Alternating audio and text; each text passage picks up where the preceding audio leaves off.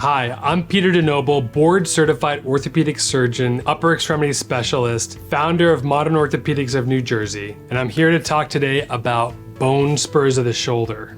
Bone spurs in the shoulder, what you need to know. Some people, when they have shoulder pain, go and get an x-ray or maybe even an MRI. When they get the report back, a lot of times it'll say something about a bone spur. Now the bone spur in the shoulder or really any joint could mean one of a number of things. Sometimes it means you have arthritis where there's a buildup of extra bone on the periphery of the joint and you'll see a little extra spur. And that could be one of the causes of bone spurs. Now, that's more along the lines of arthritis. Other times you can have bone spurs coming off of the acromion. Now the acromion is the roof of the shoulder. So you can imagine there's a ball and socket here and then there's a roof above the shoulder. The rotator cuff goes underneath the roof. And you can have sometimes what we would consider bone spurs, kind of like little prominences pushing downward and potentially rubbing on the rotator cuff. So that's sometimes cause of rotator cuff either irritation, partial or full thickness tears. Other times it's sort of incidental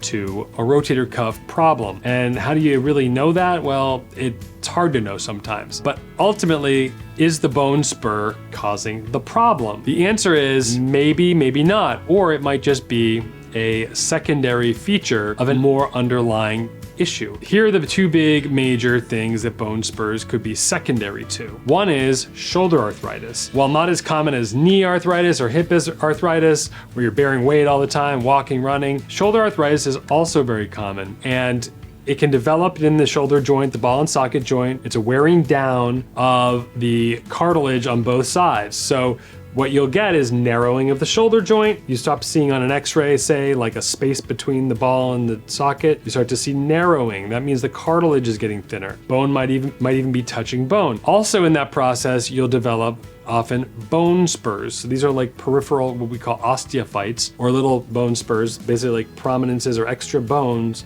extra little knobs of bone. They kind of develop as a reaction to arthritis. And you'll get that in the shoulder. You'll get that at any joint that has arthritis if it's progressed enough. So that could be the reason. But in that case, the bone spur actually isn't causing the pain. It's actually a reaction to the arthritis, and the underlying issue is the cartilage joint issue. And that's what we have to focus on treating if you have shoulder arthritis, if pain is being generated from that abnormal rubbing bone on bone. Common treatments, things like cortisone.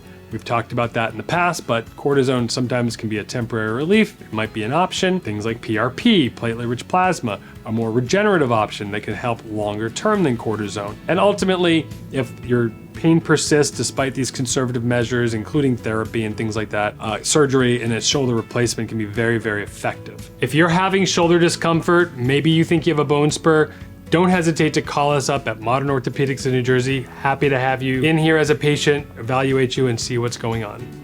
Now, other times you can have bone spurs as a result of just use and wear and tear over time, and you can get what's called a hooked acromion or a sloped acromion, and that's sort of like that roof. And under the roof is where your rotator cuff is sliding back and forth.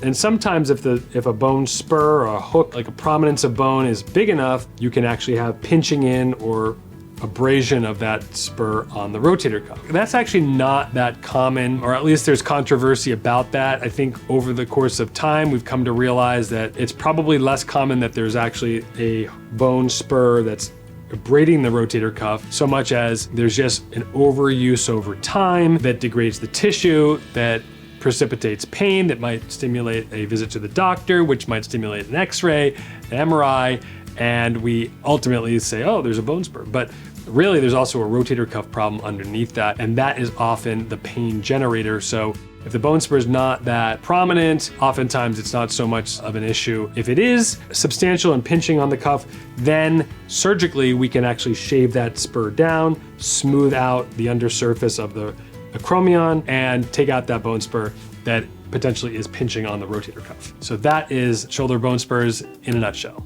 If you found this video helpful, like and subscribe below for more orthopedic advice. See you in the next video.